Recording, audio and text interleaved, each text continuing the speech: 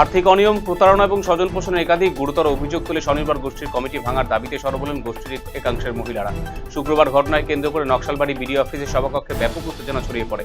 আপার বাগডোগরা গ্রাম পঞ্চায়েত অন্তর্গত স্বনির্ভর গোষ্ঠীর মহিলারা এই বিক্ষোভ প্রদর্শন করেছেন। বিক্ষোভকারীদের মূল অভিযোগ দিয়া মহিলা সংঘ সমবায়ে সভানেত্রীর বিরুদ্ধে। ইতিমধ্যে এই অনিয়মের বিরুদ্ধে বিডিওর কাছে একাধিকবার স্মারকলিপি জমা দিয়েছে স্বনির্ভর গোষ্ঠীর মহিলারা।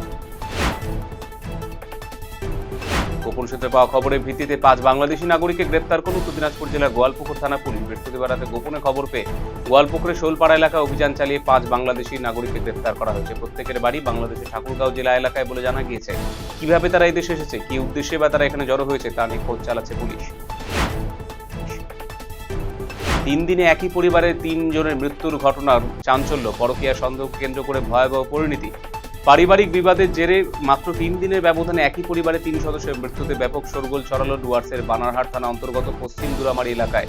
স্থানীয় বাসিন্দাদের একাংশের দাবি, বৌদি চুমকি এবং দেওর সনাতনের মধ্যে দীর্ঘদিনের সম্পর্ক ছিল। দাদা বৌদির এই মর্মান্তিক মৃত্যুর পর অপরাধ বোধে এবং চরম মানসিক অবসাদ থেকে সনাতন আত্মহত্যার পথ বেছে নিয়েছে বলে অনুমান তাদের। হেমতাবাদে অবৈধ মদ সহ এক ব্যক্তিকে গ্রেপ্তার করল পুলিশ। ধৃত ব্যক্তির নাম দীপক পাসওয়ান, বাড়ি হেমতাবাদ ব্লকের বাঙালবাড়ি গ্রাম পঞ্চায়েত এলাকায়। ধৃতকে শুক্রবার রায়গঞ্জ জেলা আদালতে পেশ করেছে হেমতাবাদ থানা পুলিশ। পুলিশ সূত্রে খবর, বৃহস্পতিবার গভীর রাতে হেমতাবাদের ঠাকুরবাড়ি গ্যাস গোডাউন এলাকায় ব্যক্তিকে ঘোরাঘুরি করতে দেখে সন্দেহ হয় পুলিশের। এরপর তাকে আটক করে তার ব্যাগ থেকে উদ্ধার হয় অবৈধ মদ।